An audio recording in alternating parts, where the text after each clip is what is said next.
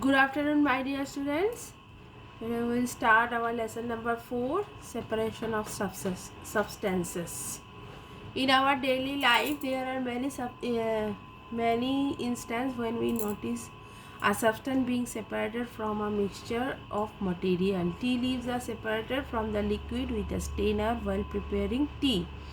तो separation of substances मतलब कोई भी सब्सटेंस को अलग करना, एक दूसरे से अलग करना। ठीक है, तो हमारे डेली की जो लाइफ है उसमें हम बहुत सारे ऐसे सब्सटेंसेस को देखते हैं जो कि एक दूसरे से हम एक मिक्सचर ऑफ मटेरियल्स का जो मिक्सचर है उससे हम उन सब्सटेंसेस को अलग करते हैं। जैसे कि टी, चाय को बनाने के बाद हम क्या करते हैं, एक स्टेनर लगा के लिक्विड को अलग कर लेते हैं चाय की पत्तियों से। Grain is separated from stalk while harvesting. Milk or curd is churned to separate the butter. As we learn in chapter 3, we glean cotton to separate its seeds from the fiber. और देखो separate seeds को हम separate करते हैं, उनके जो stocks होते हैं उसमें से मिल्क और कर्ड को सेपरेट, मिल्क और दही से हम सेपरेट कर सकते हैं बटर को। और हमने जब चैप्टर 3 में पढ़ा था कॉटन के जो सीड्स होते हैं उसमें से हम fibre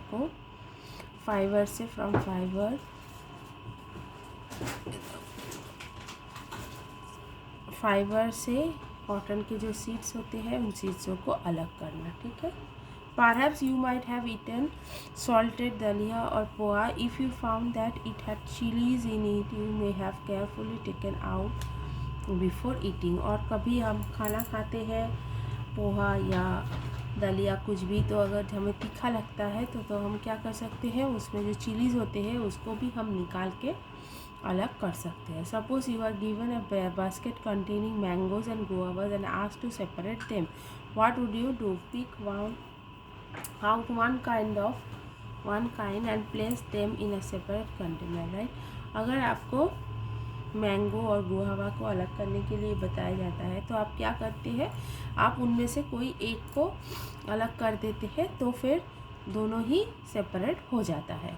Seems easy, but if the materials we want to separate are much smaller than mango or guava, imagine you are given a glass of sand with salt mixed in.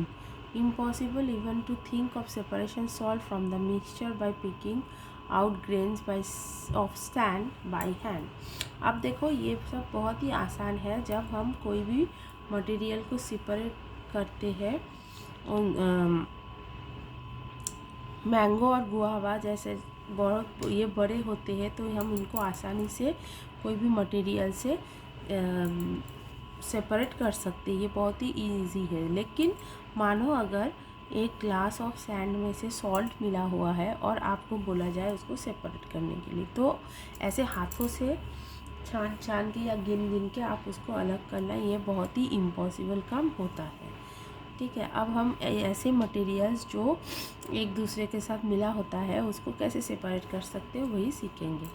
Activity 1 एक activity है, देखिए in column number 1 of table 5.1 are given a few process of separation. The purpose of separation and the way separated components are used in mention in the column 2 and 3 respectively. However, the information given in columns 2 and the 3 jumbled up. Can you match each process with its purpose and why separated components are used? यहाँ पे एक table देखो दे दिया है, इसमें आपका separation process दिया है और कौन सा पर्पस दिया है, ऐसा करके आपको एक टेबल यहाँ पे 5.1 में बना के दिया है। We see that before we use a substance we need to separate harmful or non-harmful substances that may be mixed with it. Sometimes we separate even useful components if we need to use them separately. अब separation के लिए हमें पहले उसमें जो harmful और non harmful substances, non useful substances होते हैं वो हमको जानना पड़ता है। फिर कभी कभी क्या हम इवन यूज़फुल कंपोनेंट्स, जो हमारे यूज़फुल कंपोनेंट्स होते हैं उनको भी हम कभी कभी सेपरेट कर देते हैं बिना जाने, इसलिए हमको सेपरेशन नहीं करना है, हमको प्रॉपर वे देखकर फिर हम उसको सेपरेशन कर सकते हैं। The substances to be separated may be particles of different sizes or materials. These may be in any three states of matter: liquid, solid or gas. So how do we separate substances mixed with together if they have so many different properties? तो substances जो है उनको हम separation कर सकते हैं उनके अलग अलग साइज़ और उनके मटेरियल्स के हिसाब से, और इनके तीन टाइप ऑफ स्टेट्स होते हैं, लिक्विड, सॉलिड और गैस। ठीक है, अब हम कैसे इन सेपरेट सब्सटेंसेस को, अगर एक दूसरे के साथ मिला हुआ होता है तो उनको हम कैसे सेपरेट कर सकते हैं, वही हम सीख रहे हैं। Methods of separation, we will discuss some simple methods of separation substances that are mixed together. You may come across some of this method being used in day by day act. और अभी हम जो method सीख के आए हैं, substances जो एक दूसरे के साथ मिला हुआ होते हैं उनको सेपरेट करने का बहुत ही इजी और सिंपल मेथड, जो मेथड्स हम अपने रोज़ के कामों में हमारे आसपास में ही हमको दिखाई देता है। फर्स्ट है हैंड पिकिंग एक्टिविटी है। देखिए, bring up packet of food grain purchase from shop to the classroom. Now spread the grains on a sheet of paper. Do you find only one kind of grain on the sheet of paper? Are there pieces of stone, husk, broken grains and particles of any other grain in it? Now remove with your hand the pieces of stone, husk and the other gains from it. अब देखो, आपको एक activity क्या बोला है कि आप कुछ गेन्स मार्केट से ख़रीद के लाओ और फिर उसको एक पेपर में फैला के रखो। ठीक है, अब आप देखो उसमें एक ही टाइप के गेन्स है कि नहीं, और नहीं तो उसमें आपको कभी कभी स्टोन्स, मतलब उसमें पत्थर, हास्क और ब्रोकन गेंस, दूसरे टाइप के गेंस भी उसमें मिले हुए हो सकते हैं। तो आप इसमें से इन सब को कैसे अपने हाथों से, हम हाथों से अपने ऐसे छाट के उनमें से हास्क और अदर ग्रेन्स को अलग कर सकते हैं। This method of hand picking can be used for separating slightly larger size impurities like piece of dirt, stone and husk from wheat, rice or pulses. The quantity of such impurities is usually not very large. In such situation, we find that hand picking is a convenient method of separating substances. अब देखो, ये जो hand picking मतलब हाथों से छाटने का जो method है, ये क्या थोड़ा बड़ी चीज़ होता है ना, जो कि डर्ट या स्टोन या हस्क, ये सब जो व्हीट, राइस और पल्सेस में मिला होता है, उसको साफ़ करने में आप कर सकते हो हैंड पिकिंग के माध्यम से। ठीक है, और ये सब इम्प्योरिटीज़ क्या होता है, नॉट बहुत ज़्यादा बड़ा नहीं होता है। तो इन सब सिचुएशन में हम क्या कर सकते हैं, हैंड पिकिंग से ही ये सब गंदगी को हम अपने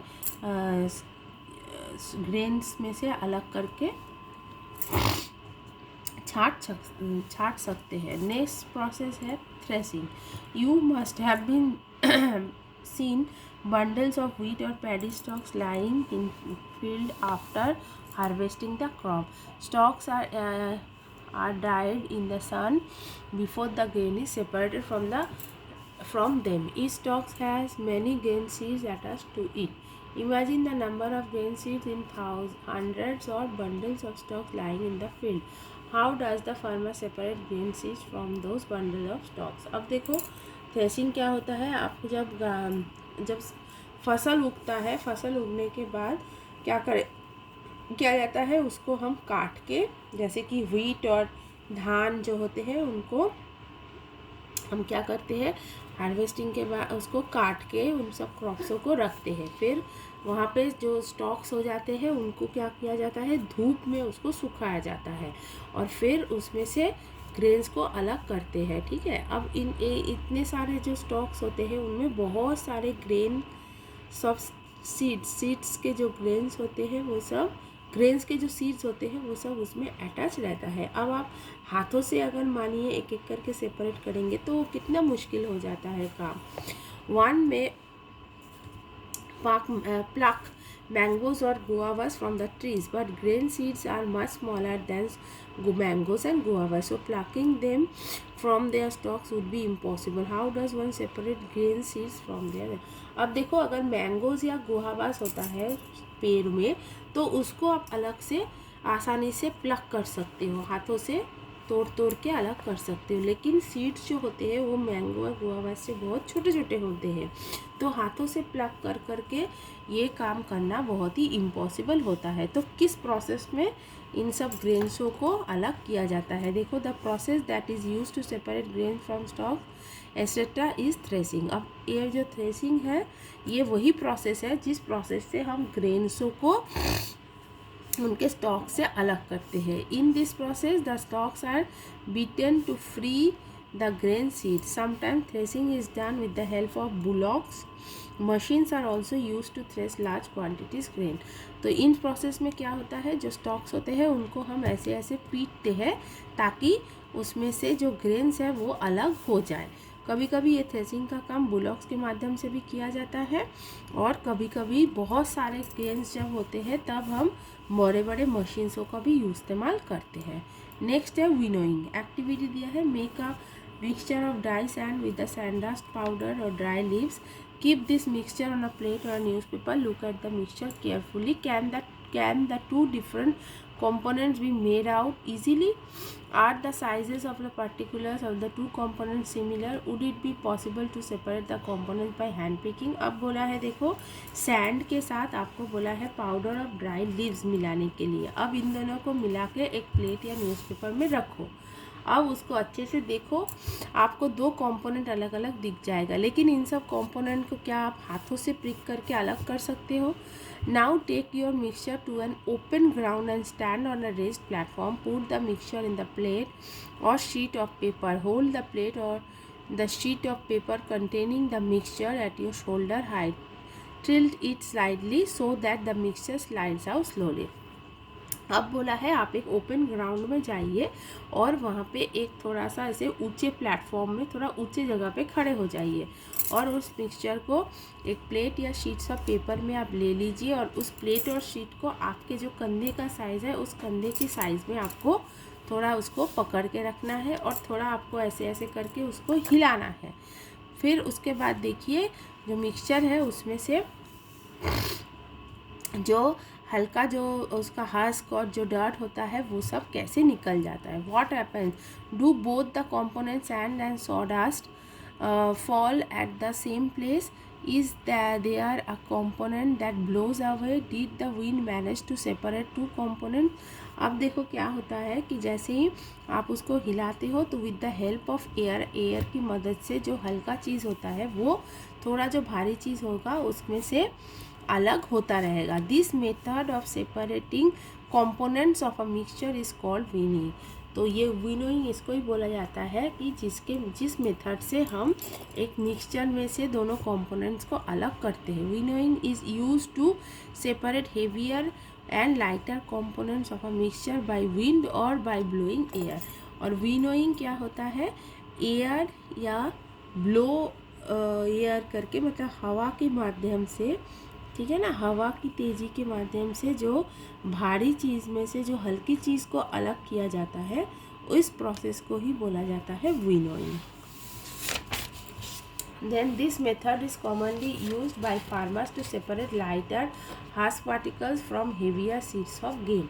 और ये जो मेथड है ये मेनली फार्मर्स यूज़ करते हैं, उनके जो हेवी ग्रेन्स होते हैं उसमें से जो हस्क, जो छिलके वगैरह होते हैं उनको अलग करने के लिए। The husk particles are carried away by the wind. The seeds of grain get separated and form a heap near the platform of winnowing. The separated husk is used for many purposes such as fodder for cattle. और ये जो husk particles होता है ना, ये हवा के माध्यम से उड़ जाता है, और फिर जहाँ पर ये काम होता है, जो विनोइंग प्लेटफॉर्म है उसके बाजू में क्या होता है, सीड्स का एक हीप तैयार हो जाता है, क्योंकि ऐसे ही झाड़ झाड़ के हीप बना के फार्मर्स अपना विनोइंग का काम कंप्लीट करते हैं। और ये जो हस्क निकलता है इसका भी बहुत सारा काम है। उसमें से एक है, जो कैटल्स होते हैं, हमारे जो जानवर हम घर पे पालते हैं, उनको हम इसको खिला सकते हैं। खिलाने के काम में ये आता है। देन है sieving. Sometimes we may wish to prepare a dish with flour. We need to remove impurities and bran that may be present in it. What do we do? We use a sieve and pour the flour into it. अब देखो कभी कभी हमें क्या करना पड़ता है, हम फ्लावर या बेसन इन सब का चीज़ों की यूज़ करते हैं, तो उसमें हमें क्या करना पड़ता है, उसको यूज़ करने से पहले उसमें जो इम्प्योरिटीज़ होता है उसके अंदर अगर कुछ गंदगी रहता है तो हमें उसको क्या करना पड़ता है, निकालना पड़ता है। तब हम क्या करते हैं, हम एक सीव का यूज़ करते हैं, जिसको हम छन्नी बोलते हैं, और उसमें से हम फ्लावर को छान लेते हैं तो हमें पूरा क्लीन फ्लोर मिल जाता है। Sieving allows the fine flour particles to pass through the holes of the sieve while the bigger impurities remain on the sieve. और ये छन्नी के जो छोटे छोटे छेद हैं उसमें से क्या होता है, एकदम जो फाइन पार्टिकल्स है, फ्लावर का जो फाइन पार्टिकल्स, वो उस छेद में से निकल के आ जाता है, और अगर उसके अंदर कुछ इम्प्योरिटीज़ मतलब कुछ गंदगी होता है और कुछ बड़े चीज़ उसमें मिला हुआ होगा तो वो उसमें रह जाता है। In a flour mill impurities like husk and stones are remove from wheat before grinding it. Usually a bagful of wheat is poured on a slanting sieve. The sieving removes pieces of stone, stalks and husk that may still remain with wheat after threshing and winnowing. और जो flower मिल होता है वहाँ पे क्या करते हैं, जो हस्क या स्टोन्स, जो भी गंदगी, मिट्टी, पत्थर जो भी होता है, उन सबको हम पहले गेहूँ में से अलग कर लेते हैं। पिसवाने से पहले ये काम हो जाता है। एक बैग फुल मतलब पूरा एक बैग फुल ऑफ व्हीट को डाला जाता है, एक स्लैंटिंग ऐसे खड़ा रहता है स्टीव उसके अंदर, और उसमें से वो स्टीव जो होता है ना, वो क्या करता है, piece of stone, stalks and husk को वो निकाल देता है। Wheat after threshing and winnowing के बाद भी, विनोइंग और थ्रेसिंग के बाद भी जो स्टॉक्स और हस्क उस गेहूँ में मिला होता है उसको ये अलग कर देता है, ये सीव अलग कर देता है। You may have also notice similar sieves being used at construction sites to separate pebbles and stones from the sand. और जो कंस्ट्रक्शन साइट्स होता है वहाँ पे भी आपको अलग अलग टाइप के सीव्स देखने को मिलेगा। वहाँ पे क्या होता है ना, जो पेबल्स, जो स्टोन के छोटे छोटे टुकड़े रेत के साथ मिला हुआ होता है, उस रेत को सीव करने के लिए वैसे स्टेज आपको मिल जाता है। एक्टिविटी 4 में है, bring a sieve and small quantity of flour at home to the class. Sieve the flour to separate any impurities in it and make a fine powder of chalk pieces and mixed it with the flour. Can we separate the flour and the powdered chalk by sieving? Sieving is used when components of a mixture have different sizes. अब क्या बोला है कि आप कुछ आटा ले लो और उसमें आपको क्या करना है, जो चॉक पाउडर है उस चॉक पाउडर को आपको उसके साथ मिलाना है। अब मिलाने के बाद देखो क्या आप उन दोनों को अलग कर पाओगे। तो सीविंग का जो काम है वो हमेशा डिफरेंट साइजेस को अलग कर सकता है। अगर एक ही जैसा कंपोनेंट्स में एक ही साइज़ के अलग अलग कंपोनेंट्स मिले होते हैं तो वो अलग नहीं कर पाता है। अब देखो है sedimentation, decantation and filtration. Sometimes it may not be possible to separate components of a mixture by winnowing and hand pricking. For example, there may be lighter impurities like dust or soil particles in rice or pulses. How are such impurities separated from rice or pulses before cooking? अब देखो कुछ ऐसा mixture रहता है जो winnowing और hand picking से भी उनको आप अलग साफ़ नहीं कर सकते हो। जैसे कि जो हल्के वाले, जो बिल्कुल ही हल्के लाइट, जो धूल मिट्टी और डस्ट, जो सॉइल जो आपके राइस या दाल में चिपका हुआ होता है, उसको आप कैसे अलग कर सकते हो, ठीक है ना। तो इन सब को पकाने से पहले हम कैसे इनमें से डस्ट और सॉइल्स को अलग कर सकते हैं, इसका देखो। Rice or pulses are usually washed before cooking. When you add water to these, the impurities like dust particles get separated. तो राइस और पल्सेस को हम पकाने से पहले क्या करते हैं, उसको धोते हैं। तो धोने में क्या होता है, उनमें जो डस्ट पार्टिकल्स रहता है वो सब अलग हो जाता है। These impurities go into water. Now what will sink to the bottom of the vessel. Rice or dust? Why? Have you ever seen the vessels in till to pour out the dirty water? तो impurities जो होता है वो सब क्या होता है, पानी से बह के चला जाता है, ठीक है। और पानी के नीचे आप क्या पड़ा रहता है, जब आप धोते हो, धोने के बाद पानी के नीचे जो होता है ना वो क्या रहता है। When the heavier component in a mixture settles after water is added to it, the process is called sedimentation. देखो sedimentation क्या है, जब आप जो आपने पानी, आपके पास जो कंपोनेंट्स है उसमें से जो भारी कंपोनेंट का है, जो मिक्सचर में जो भारी कंपोनेंट होता है, ठीक है ना, उसमें जब आप पानी मिलाते हो तो मिलाने के बाद जो उसमें जो मिक्सचर बनता है वो प्रोसेस को बोला जाता है sedimentation. When the water is remove the process is called decantation. और जब आप उस पानी को निकाल देते हो उस प्रोसेस को बोला जाता है decantation. Let us find a few other mixture that can be separated through sedimentation और decantation. The same principle is used for separating a mixture of two liquids that do not mix with each other. For example, oil and water from their mixture can be separated by this process. If a mixture of of such liquids is allowed to stand for some time, they form two separate layers. The components that forms the top layer can be separated by decantation. अब ऐसा ही process आप और भी बहुत सारे mixtures में कर सकते हो। उसमें से एक है पानी और ऑयल का मिक्सचर, ठीक है ना। जब आप पानी में ऑयल मिलाते हो और कुछ देर तक उसको घोलने के बाद जब आप पानी धीरे धीरे जैसे ही स्थिर हो जाएगा, जैसे ही रुक जाएगा, फिर क्या होता है, वो पानी का एक अलग लेयर बन जाता है और एक ऑयल का अलग लेयर बन जाता है। इसमें दो अलग अलग लेयर आपको दिखाई देगा। ऊपर का जो हिस्सा होगा वो ऑयल का होता है और नीचे का जो हिस्सा होता है वो पानी का दिखाई देगा। तो डिकेंटेशन के माध्यम से अब आप इस टॉप लेयर को उसको मिक्सचर में से अलग कर सकते हो, सेपरेट कर दे सकते हो। Let us again consider a mixture of a solid and liquid. अब एक सॉलिड और लिक्विड का देखो मिक्सचर को कैसे हम अलग कर सकते हैं। After preparing T, what do you do to remove the tea leaves? Usually we use strainer to remove the tea leaves. Try decantation. It helps a little, but do you still get a few leaves in your tea? Now pour the tea through a strainer. अब देखो एक solid और liquid का दिखा, जैसे कि चाय है ना, तो जब चाय बन जाती है तब चाय पत्ती को आप डिकंटेशन कर सकते हो, मतलब आप ऐसे ही हिला के उसको डिकंटेशन कर सकते हो। तो उसमें क्या होता है, अच्छी तरीके से तो वो अलग नहीं होता है, उसमें से कुछ चाय पत्ती आपके चाय में भी आ सकता है। तो इसको आप अच्छे से करने के लिए क्या यूज़ करोगे, आप एक स्टेनर का यूज़ करोगे, जिसको हम छन्नी भी बोलते हैं, ठीक है ना, स्टेनर को यूज़ करते हैं। Did all the tea leaves remain in the strainer? This process is called filtration. अब जैसे ही हमने स्टेनर का यूज़ किया, छन्नी को लगाया, तो क्या हुआ, जैसे ही हमने चाय को ऐसे डाला उस स्टेनर में, तो स्टेनर के अंदर सब चाय की पत्तियाँ जो है वो रुक जाएगी और हमें चाय कप में मिल जाएगी।